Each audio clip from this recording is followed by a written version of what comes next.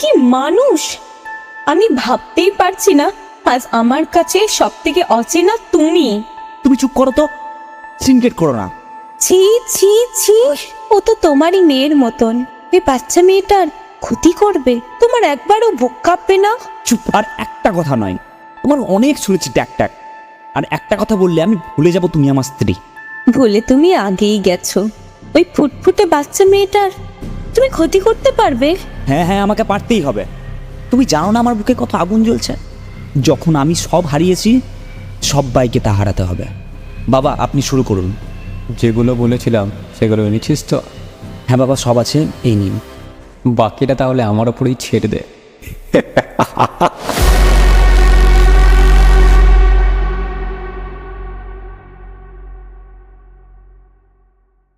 শ্রোতাগণের উদ্দেশ্যে একটি বিশেষ ঘোষণা। মদ্যপান ধূমপান স্বাস্থ্যের পক্ষে ক্ষতিকর, এতে ক্যান্সার হয়। টিম রাত 10টা কোনোদিনই এগুলোর সমর্থন করে না। আমরা তথা টিম রাত 10টা কোনোভাবেই সামাজিক কুসংস্কার বা মানসিক ভীতিকে প্রশ্রয় দেয় না। আমরা শ্রোতাগণদের জীবনে ঘটে যাওয়া ঘটনাকেই তুলে ধরি আপনাদেরই সামনে। আপনারা সবাই কেমন আছেন? আশা করি ভালো আছেন।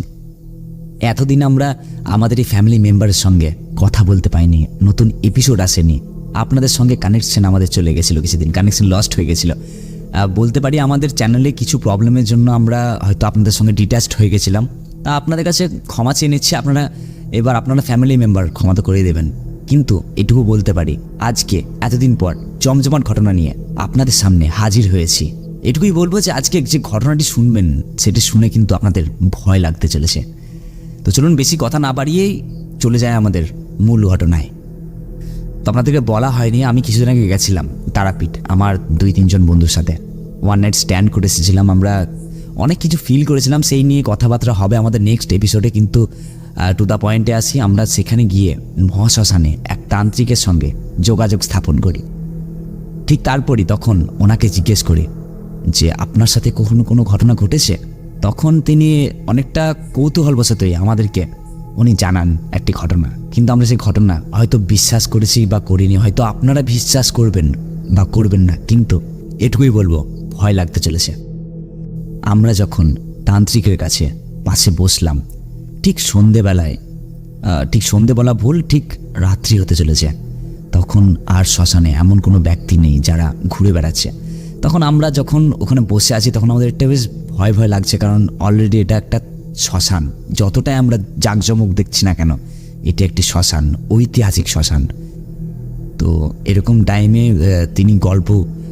তিনি গল্পই হোক বা ঘটনাই হোক, তিনি বলা শুরু করলেন। তো চলুন শুরু করি ওনার ভাষায়। তো তান্ত্রিক আমাদেরকে যেমনভাবে ঘটনাটি বলেছিল, আমি ঠিক সেই প্রেক্ষাপটে আপনাদের সঙ্গে ঘটনাটি শুরু করতে চলেছি। তো চলুন এবার শুনবো আমরা তান্ত্রিকের গলায় ঘটনা।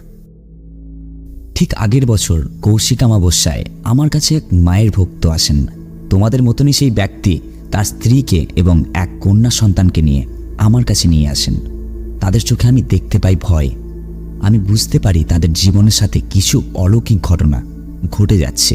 তাদের পিছনে আমি অশুভ ছায়া দেখতে পাই। তখন আমি ওনাদেরকে শান্ত হয়ে বসতে বলি আমার সম্মুখে। তখন সেই গৃহকর্তা বলে উঠল, বাবা, আমাদের সাথে অনেক অমঙ্গল ঘটনা ঘটে যাচ্ছে বিগত 1 মাস ধরে। আমি দেখলাম তাদের মেয়ের চোখে ভয়ের সঞ্চার হচ্ছে। সে একটু গুটিসুটি মেরে বসে রইল তার মায়ের হাত ধরে। তখন সেই দম্পতি বলল, আমাদের বাড়ি বীরভূম জেলার সাঁইথিয়া শহরে। যেহেতু তাদের ঘটনা তাদের কাছে আমি পারমিশন না নিয়ে তোমাদেরকে বলছি, তোমাদের চ্যানেলের ফ্যামিলির প্রত্যেকটি মেম্বারকে বলছি, তাই আমি তাদের পরিচয় গোপনই রাখলাম। এরপর সেই ব্যক্তি আমাকে বলল, আমার মেয়ে খুবই ভালো ছিল পড়াশোনার জন্য আমার মেয়ে ক্লাসে সকল টিচারদের কাছে খুবই প্রিয়। কিন্তু পড়াশোনার পাশাপাশিও নৃত্যকলাতেও খুবই পারদর্শী ছিল আমার মেয়ে। সব কিছুই ভালোভাবে চলছিল, কিন্তু কেন জানি না এক অমঙ্গলের ছায়া আমাদের সব কিছু কেড়ে নিচ্ছে। ঘটনা শুরু হয় একদিন আমার মেয়ে স্কুল থেকে বাড়ি ফিরছিল। আগে বলে দেওয়া ভালো, আমার মেয়ে যেহেতু ক্লাস 8-এ পড়ছে, তাই তার সেই ম্যাচুরিটিটা আছে যে বাড়ি থেকে স্কুলে আর স্কুল থেকে বাড়ি একাই যাওয়া আসা করতে পারবে। তাই স্কুল বাস বন্ধ করে দেওয়া হয়। সেই দিনের পর থেকে নিজে স্কুলে যেত ও ফিরে আসতো। আমার মেয়ে একদিন স্কুল থেকে বেরিয়ে পড়ল বাড়ির উদ্দেশ্যে। ও যখন রাস্তা পার করতে শুরু করলো, ঠিক তখন সেই রাস্তা দিয়ে একটি টাটা সুমো গাড়ি দিশাহীনভাবে এগিয়ে এলো ঠিক তারই দিকে। আমি সবার কাছে জানতেও পারি যে সেই গাড়িটি ঠিকঠাকভাবেই রাস্তা দিয়ে যাচ্ছিল, কিন্তু আমার মেয়ের সামনে এসেই একটু আগে থেকে গাড়িটা যেন পাগলের মতন নিয়ন্ত্রণ হারিয়ে ফেলে এবং সেই গাড়ি আমার মেয়ের দিকে এগিয়ে আসতে শুরু করে। তখন সেই গাড়িওয়ালার প্রচেষ্টায় এবং আমার মেয়ের তৎপরতায় সে জানে বেঁচে যায়। সে তখন রাস্তা থেকে ছিটকে পড়ে যায় এবং তার মাথা ফেটে যায়। তারপর আমরা যখন ঘটনা জানতে পারি তখন সেই গাড়ির ড্রাইভার আমার মেয়েকে নিয়ে কাছে একটি হসপিটালে ভর্তি করে। আমরা যখন হসপিটালে পৌঁছই তখন আমার মেয়েকে দেখে আমি আর রাগ কন্ট্রোল করতে পারি না এবং সেই ড্রাইভারের সাথে হাতাহাতি করে ফেলি। কিন্তু আমি যখন জানতে পারি সব ব্যাপারটা তখন আমার কাছে স্পষ্ট হয়ে যায় এটা নিছক একটি অ্যাক্সিডেন্ট। তাই রাগ কন্ট্রোল করে সেই ড্রাইভারকে ক্ষমাও চেয়ে তারপর আমরা বাড়ি ফিরে আসি আমাদের মেয়েকে নিয়ে। এবার আমাদের সকলের কাছেই এটি একটি নিছক একটি অ্যাক্সিডেন্ট ছাড়া আর কিছুই না, এটাই ফিল হয় আমাদের। আমরা আমাদের মেয়েকে কিছুদিন বাড়িতে ট্রিটমেন্ট করি এবং কিছুদিন পর তার শারীরিক প্রবলেম যখন সলভ হয় তারপর আমরা তাকে আর একা স্কুলে যেতে দিতাম না। কিন্তু কিছুদিন পর সেই পুরনো স্কুল বাসে করেই মেয়েকে স্কুলে পাঠাই। সামনে এক্সাম, তাই স্কুলে যাওয়াটা তার কাছে খুবই ইম্পর্টেন্ট ছিল। এবার আমার মেয়ে আবার স্কুল যায়, পড়া করে। যখন সে বাসে ওঠে বাড়ির উদ্দেশ্যে আসার জন্য, আমার ভাবলেও গায়ে কাটা দিচ্ছে।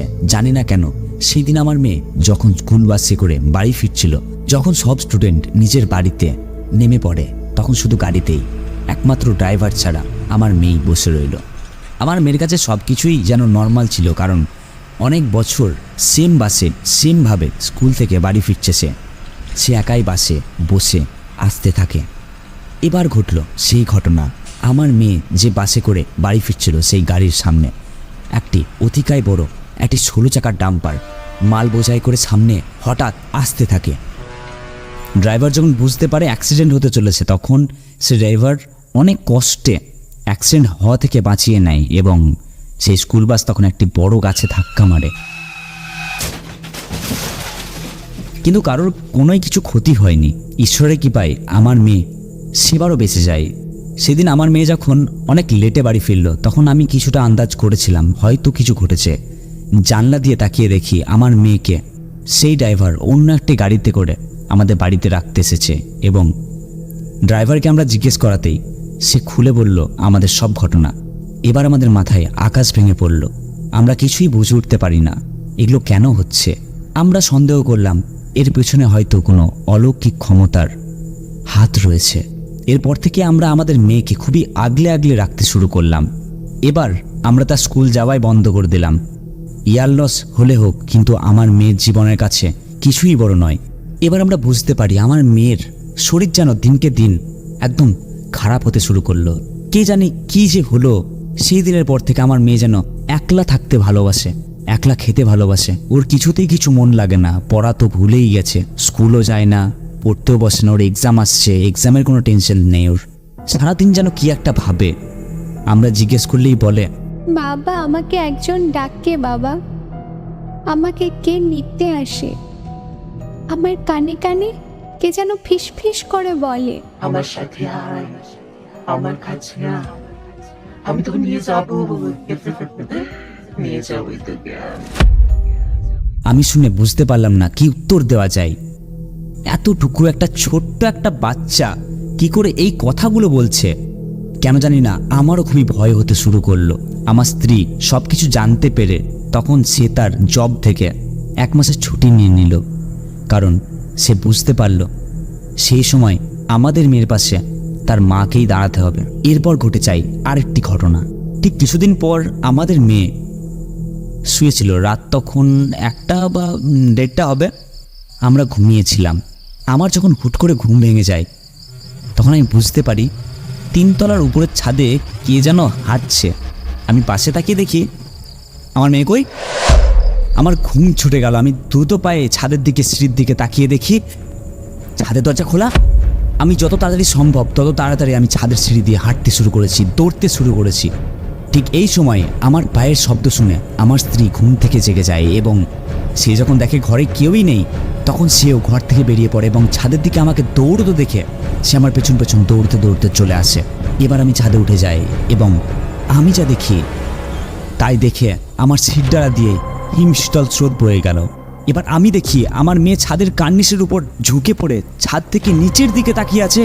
আমি নিজের স্নায়ুর উপর কন্ট্রোল করে এগিয়ে যাই মেয়ের দিকে। আমি আমার মেয়ের দিকে তাকিয়ে থাকি এবং ডাকতে থাকি তার নাম ধরে। আমার স্ত্রী বলে উঠল, মাম্মা, তুমি ছাদে কি করছো? নিচে আসো, কার্নিশ থেকে সরে আসো। সে কোনো উত্তর দিল না। তখন আমি স্বর উঁচিয়ে বললাম, মামা তুমি এদিকে এসো, কি করছো তুমি ওখানে? কি যেন বিড়বিড় শব্দ করে কথা বলছিল কার সাথে নিচের দিকে তাকিয়ে। ঠিক সেই সময় সে তার ঘাড় ঘুরিয়ে আমাদের দিকে তাকিয়ে থাকলো। তার চোখ পড়লো আমাদের চোখে। সেই চোখ আমি আর চিনতে পারছি না, তার চোখ একদম রক্তবর্ণ। এবার আমার মেয়ে মাথা ঘুরিয়ে ঠিক অচেনা গলায় এমন কিছু বলল যাতে আমাদের এই পৃথিবীর সঙ্গেই যেন সংযোগ যেন ছেড়ে গেছিল, আমরা যেন সব কিছু ভুলে গেছিলাম। সে বলে উঠল, আমি তোমার মেয়ে নই, তোমার মাম্মাও আমার সাথে যাবে, আমার সাথে খেলবো, আমি ওকে নিয়ে যাবই, যেতে ওকে হবে। সেই কথাটি শুনে আমার স্ত্রী আর নিচের স্নায়ুর উপর কন্ট্রোল না রাখতে পেরে সে মাথা ঘুরেই সেই ছাদের মধ্যে পড়ে গেল। তখন কোথা থেকে হোক যেন আমি এত শক্তির সঞ্চার করে, আমি সাহস সঞ্চার করে আমার মেয়ের দিকে এগিয়ে গেলাম। আমার মেয়েকে বাঁচানোর তাগিদে এগিয়ে গেলাম। এগিয়ে গিয়ে তার হাত ধরে টেনে আমি দেখি তার হাত আর যেন সেই নমনীয় নেই, সেটি একটা যেন ঠান্ডা ল্যাম্পপোস্টে পরিণত হয়েছে। শরীরের সবটুকু শক্তি সঞ্চার করে তার হাত ধরে টেনে আমি বুকে জড়িয়ে নিলাম। তাকে বুকে জড়িয়ে নিতেই সে যেন কাহিল হয়ে পড়ে গেল এবং সে সেখানেই অজ্ঞান হয়ে গেল আমার কোলে। বুঝতে পারলাম এতক্ষণ আমি যার সঙ্গে কথা বলছিলাম সে আমাদের মাম্মাম ছিল না। তারপর সে বিভীষিকাময় রাতটি আমাদের আর কাটতে চাইছিল না। আমাদের মেয়েকে আমি সেই কোলে করে নিয়ে চলে এলাম। তখন আমার স্ত্রী অনেকটাই ঠিক হয়ে গেছে। আমাদের মেয়েকে খাটে শুয়ে দিয়ে তার মা সারা রাত তার হাত ধরে জেগে রইল। আমাদের তখন ঘরের লাইটটি আর বন্ধ করার মতন ক্ষমতা নেই বা সাহস নেই। ঠিক মাঝরাত্রি পেরিয়ে যাওয়ার পরেই, ভোরের আগে বলতে পারেন, সেই টাইমে আমার মেয়ে সে তার ধাতে ফেরে, মানে সে তখন নিজের মধ্যে ফেরে এবং সে ঘুম থেকে জেগে উঠে বলে, মাম্মা, পাপা, তোমরা এখনো ঘুমাওনি? আমার মাথাটা ব্যথা করছে কেন? আমার স্ত্রী বলে উঠল, কিছু না মা, আমাদের ঘুম আসছে না। লাইট জেলে রেখেছো কেন? বন্ধ করে দাও। আমার স্ত্রী লাইট বন্ধ করতে সে ভয় পাচ্ছিল বলেই সে বলল, না মা, তুমি পাশ ফিরে শো। এই শুনে আমাদের মেয়ে ঘুমিয়ে পড়ল পাশ ফিরে। রাত কাটলো অনেক কষ্টে। একটা কথা বলা যায়, এমন বিভীষিকাময় রাত আমাদের জীবনে কখনোই আসেনি। সকাল হলো। এবার আমাদের মেয়েকে আমাদেরই কথা বলতে ভয় করছে। জানি না কেন এমনভাবে আমাদের একটি হাসি খুশি পরিবার শোকে শোকাহত হয়ে গেল। আমরা জানি যেখানে অশুভ কার্যকলাপ শেষ হয় ঠিক সেখান থেকেই মায়ের মহিমা শুরু হয়। সেই জন্য আমরা সব পরিবারে আজকে তারামায়ের মন্দিরে হাজির হয়েছি মায়ের কাছে আমাদের মেয়ের প্রাণটুকু ভিক্ষা চাইতে। এবার সে আগত ব্যক্তি কথা শেষ করে তার মেয়েকে কোলে টেনে নিয়ে তান্ত্রিকের সামনে বসে রইল। সেই তান্ত্রিক তখন সব কিছু শোনার পর চোখ বন্ধ করে মাকে ডেকে বলল, মা, তুমি এই অবাগাদের নিজের চরণে ঠাঁই দাও। কোনো খারাপ ছায়া ওদের পেছনে সর্বক্ষণ ধাওয়া করে চলেছে মা। এবার সেই তান্ত্রিক নিজের হাত চালনা করে অনেক কিছু জানতে পারল এবং সে যখন যে কথাগুলি বলল সেই দম্পতির মাথায় আকাশ ভেঙে পড়ল। তোমাদের মেয়ের উজ্জ্বল ভবিষ্যৎ, তোমার মেয়ের পারদর্শিতা, উপস্থিত বুদ্ধি ও পড়াশোনার প্রতি একান্ত একাগ্রতা দেখে তোমাদেরই কোনো আপন ব্যক্তি তোমার মেয়ের ক্ষতি করতে চাইছে। তান্ত্রিক এটাও জানায়, তোমাদের মেয়ের স্কুল ব্যাগে একটি লাল কাপড়ে মোড়া 3টি উষ্ণ চাল রয়েছে। সেই লাল কাপড়ের মধ্যেই তোমার মেয়ের 2টি চুলও রয়েছে একে অপরের সঙ্গে গিট বাঁধা অবস্থায়। তখন সেই মেয়েটির বাবা অবাক হয়ে শুনতে থাকে। দেখুন, এই সমস্যার সমাধান একবারে হবে না। বাড়ি গিয়ে রাত্রি 12টার পর আপনার মেয়েকে নিয়ে আপনারা 3 জনে আপনাদের বাড়ির কাছাকাছি কোনো পুকুরে গিয়ে এক ডুব স্নান শেষ করে জল থেকে ভিজে কাপড় উঠে আসতে হবে। পেছনে যদি কোনো খারাপ শব্দ বা কোনো ভয় পাওয়ার কিছু শুনতে পেলেও পেছনে ফিরে কিন্তু তাকাবেন না। তারপর বাড়ি ফিরে মেয়ের ব্যাগ থেকে সেই কাপড়টি বের করে গিট খুলবেন। সেই কাপড়ের মধ্যে 3টি চাল এবং 2টি চুল রয়েছিল, সেই 2টি চুলের গিট আলতো করে খুলতে হবে। খেয়াল রাখতে হবে গিট খুলতে গিয়ে চুল যেন 2টি কেটে না যায়। এবার সেই 2টি চুল এবং 3টি চাল নিয়ে এবং লাল কাপড়ে জড়িয়ে মা তারার ফটো থাকলে সেই ফটোর সামনে রেখে দিতে হবে। এবার সেই মেয়েটির বাবা বলে উঠল, বাবা তাহলে কি এই করলেই আমাদের মেয়ে মুক্তি পাবে? এবার সেই তান্ত্রিক জানালেন, না, তারপর কোনো ক্ষতি হওয়ার সম্ভাবনা নেই, কিন্তু আপনার মেয়ের যে প্রতিনিয়ত ক্ষতি করার চেষ্টা করছে তারা কি আর হাত পা গুটিয়ে বসে থাকবে?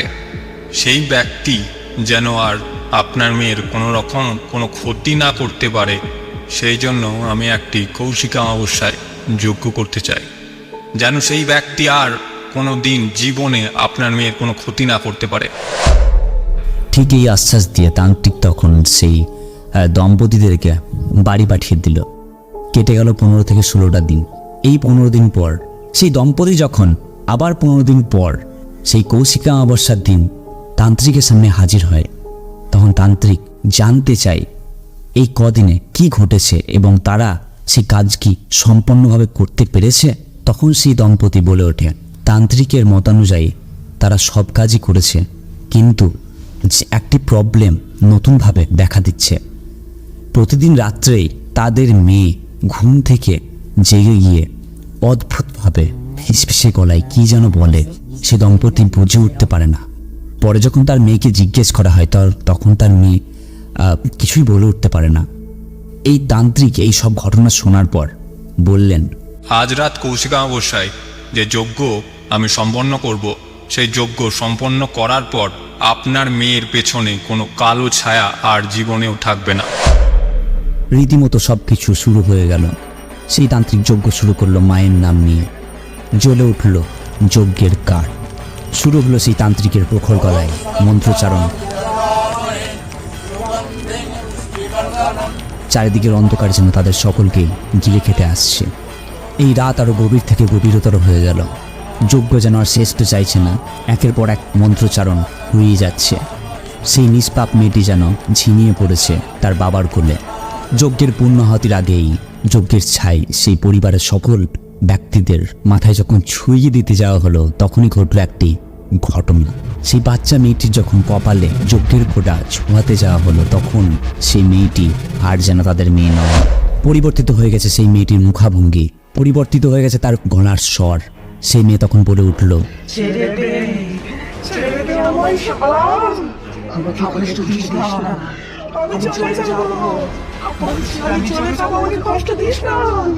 এই অকাট্য গালাগালি শোনার পর সেই তান্ত্রিক যখন জোর করে সেই মেয়েটির মাথায় তিলক ছুঁয়ে দিল, তখন সেই মেয়েটি বাবার কোলে অজ্ঞান হয়ে ঢলে পড়ল। তান্ত্রিক যজ্ঞ শেষ করে গৃহকর্তার উদ্দেশ্যে কয়েক কথা বলল, তোমাদের আর ভয় নেই, তোমাদের মেয়ের যে ক্ষতি করতে চেয়েছিল সে আর ক্ষতি করার মতন অবস্থায় থাকবে না। তখন সেই গৃহকর্তা বলে উঠল, বাবা বুঝলাম না। আরে এটুকু বুঝলি না খ্যাপা, যে তোর মেয়ের পেছনে কালো পিশাচকে পাঠিয়েছিল, আমি সেই পিশাচকে পাঠিয়ে দিয়েছি সেই ব্যক্তির পেছনে তার প্রাণ হরণ করার জন্য। এই কথা চলতে চলতেই তাদের মেয়ের জ্ঞান ফিরে এলো। তারা দেখল তাদের মেয়ে যেন আবার সেই তাদের পুরনো মেয়ের মতন ফিরে এসেছে তাদের কাছে। তাদের যেন মনে হচ্ছিল তাদের সেই পুরনো মেয়ে তারা আবার ফিরে পেয়েছে। ঠিকই এবার ঘটল একটি বিভৎসকর ঘটনা, যেটির আশা কেউ কখনোই করেনি। তখনই বেজে উঠল সেই গৃহকর্তার ফোন।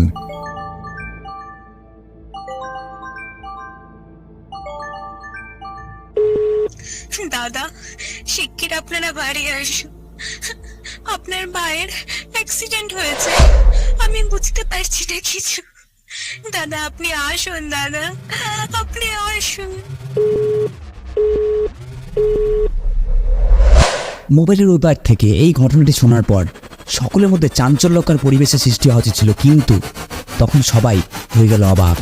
মেয়েটির বাবা বলে উঠল তান্ত্রিকের উদ্দেশ্যে, বাবা ক্রিয়াকর্ম কত দূর? আমাদের খুব তাড়াতাড়ি বেরোতে হবে এখান থেকে, আমার ভাইয়ের অ্যাক্সিডেন্ট হয়ে গেছে একটু আগেই। তখন সে তান্ত্রিক জানায় তাদের এই ক্রিয়াকর্ম খুবই সুষ্ঠুভাবে সম্পন্ন হয়েছে এবং তারা এখন বাড়ি ফিরে যেতে পারে। তখন আর দেরি না করে তখন সেই দম্পতি যত তাড়াতাড়ি সম্ভব তারা তাদের ভাইয়ের উদ্দেশ্যে পৌঁছতেন। ঠিক তারপরে জানতে পারে তাদের ভাই রয়েছে সেই এখানকার একটি নামি হসপিটাল। নামটি এখন করলাম না, কারণ আমাদের অডিও স্টোরিতে আমরা কখনোই কোনো সংস্থা বা কোনো পেশা বা কোনো ব্যক্তিগতভাবে আমরা কাউকে ডিসক্লোজ করি না, কারণ এগুলি একটি ঘটনা। তো সেই হসপিটালে যখন তাদের ভাইকে দেখতে পৌঁছয় তার দাদা, সাথে নিয়ে তার স্ত্রীকে এবং তার মেয়েকে, হসপিটালে তারা জানতে পারে তাদের ভাই খুবই ক্রিটিক্যাল অবস্থায় রয়েছে, হয়তো আর তাকে এবার আর বাঁচানো যাবে না। অনেক কথাবার্তা বলার পর এবং ডাক্তারদের সঙ্গে কথা বলার পর তার দাদা অনেক কষ্ট করে তার ভাইয়ের সাথে দেখা করার একটি সুযোগ পান। ডাক্তার জানায় যে এরপরে তার একটি বড় অপারেশন করতে হবে, তাই অপারেশন শুরু হওয়ার কিছুক্ষণ আগে পর্যন্ত তার ভাইয়ের সাথে সে কথা বলতে পারবে। সে যখন যায় তার ভাইয়ের সঙ্গে দেখা করতে, তখন তার ভাই যেন অ্যাক্সিডেন্টের আঘাতের থেকেও সে মানসিক আঘাতে যেন ভুগছিল। তার ভাইয়ের সঙ্গে যখন সে কাছে গিয়ে কথা বলতে চেষ্টা করে, তখন তার ভাই তার দাদার হাত চেপে ধরে এবং বলে ওঠে। তারপরে সে জানায় যে তার একটি মেয়ে ছিল এবং তার মেয়েও একটি অ্যাক্সিডেন্টে কোনো না কোনোভাবে মারা গেছিল। তারপরে তাদের আর কোনো সন্তান এই পৃথিবীতে আসেনি। তাই যখন তাদের সন্তান যেহেতু এই পৃথিবীতে ছিল না, তাদের দাদার মেয়েকে দেখিয়ে এতটা সাকসেসফুল দেখে, এতটা স্কিলফুল দেখে, তখন সে তার দাদার মেয়ের প্রতি কালো জাদু করে এবং তার মেয়েকে এই পৃথিবী থেকে সরিয়ে দেওয়ার চেষ্টা করে। কিন্তু যখন সেই প্রেতাত্মা এগুলো করতে পারে না, যখন সেই তান্ত্রিক যখন তাদেরকে মেয়েকে বাঁচিয়ে নেয় সেই কালো জাদুর হাত থেকে, তখন সেই কালো জাদুই তার ভাইয়ের গলা টিপে তাকে মারার চেষ্টা করে এবং তখনই তার গাড়ি আউট অফ কন্ট্রোল হয়ে গিয়ে কালভার্ট থেকে নিচে পড়ে যায়।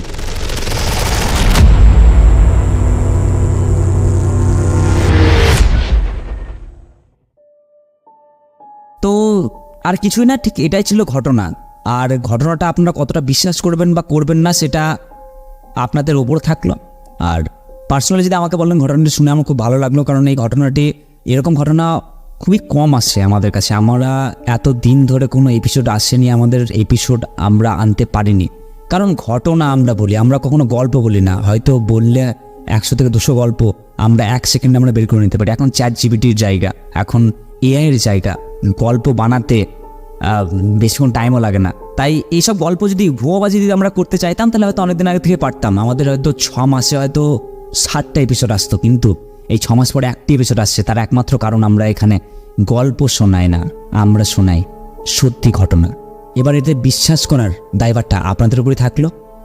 বিশ্বাস না করলেই বা কি, গল্প শোনার খাতিরেই না হয় ঘটনাটি শুনলেন। তো আপনাদের আজকে ঘটনাটা কেমন লাগলো সেটা অবশ্যই জানান। আর আমার পার্সোনালি ঘটনাটা খুব ভয় লেগেছে, কারণ একটা মেয়েকে পোসেসড করে রাখা হয়েছিল। তার নিজের পরিবারের লোক যখন তাদের কিছু ক্ষয়ক্ষতি করতে চেষ্টা করে, তখন সেই বাবার কতটা খারাপ লাগে একটু ভেবে দেখুন। আর 4 দেওয়ালের বাইরে এখনও অনেক কিছু রয়েছে, আপনারা হয়তো জানেন না, আপনারা হয়তো দেখেননি, হয়তো আমিও কিছু দেখিনি। কিন্তু হ্যাঁ, এটুকু বলতে পারি, 4 দেওয়ালের বাইরে জগৎটা প্রচুর বড়। তাই 4 দেওয়ালের ভেতরে বসে কখন নিজেকে অতটাও জ্ঞানী মনে করবেন না, যে মনে করবেন না যে আমি ইউনিভার্সের সব কিছু জানি, কারণ গল্প হলেও সত্যি, ঠিক না? তো ঘটনাটি বিশ্বাস করবেন কি করবেন না, এটা সত্যি আপনার উপর ছাড়লাম। এবার কমেন্টে জানাবেন আপনাদের কেমন লাগলো, ভয় লাগলো কিনা। আপনারা আমাদেরকে পাঠান, আমাদের কাছে ঘটনা আমরা খুবই কম পাচ্ছি এখন। সেই ঘটনাগুলি ততটাও ভালো আমরা পাচ্ছি না, যার জন্য আপনাদেরকে আমরা শোনাবো বলে আমরা ঠিক করতে পারছি না। 1-2 ঘটনা হয়তো রিয়ারলি আসছে, যেই ঘটনাগুলি হয়তো আমরা 2-3 মাস অন্তর এপিসোড আনছি। আমাদেরকে ফলো করুন, আমাদেরকে লাইক করুন, আমাদেরকে ঘটনা পাঠান। ঠিক রাত 10টা সার্চ করলে আপনারা পেয়ে যাবেন। স্পটিফাই আমরা এক্সক্লুসিভলি আছি।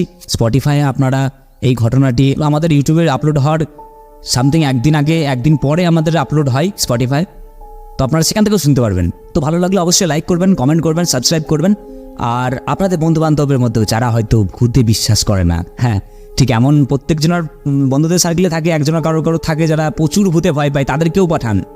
আর যারা ভূতে বিশ্বাসও করে না তাদেরকেও পাঠান, কারণ এখানে গল্প নাই, ঘটনা শোনানো হয়। আর আমাদেরকে মেল আইডিতে মেলে আমাদেরকে ঘটনা পাঠাতে ভুলবেন না। আরেকবার বলে দিচ্ছি, আমাদের মেল আইডিটা sourabh.podcast@gmail.com। আর ফেসবুকে ঠিক রাত 10টা, ইনস্টাগ্রামে ঠিক রাত 10টা, স্পটিফাই ঠিক রাত 10টা সার্চ করলেই পেয়ে যাবেন। চলুন দেখা হচ্ছে আমাদের নেক্সট এপিসোডে। আপনাদের সঙ্গে আবার দেখা হবে, আপনাদের কমেন্ট আমি পড়বো নেক্সট এপিসোডে। আজকে আপনারা দুর্দান্তভাবে কয়েকটি কমেন্ট করুন, কেমন লাগলো ভয়েস ওভার, কেমন লাগলো আমাদের নতুন নতুন ভয়েস আর্টিস্টদের গলা, তাদের স্বর, তাদের কাজ। তো চলুন দেখা হচ্ছে নেক্সট ভিডিওতে, ততদিন পর্যন্ত স্টে টিউন।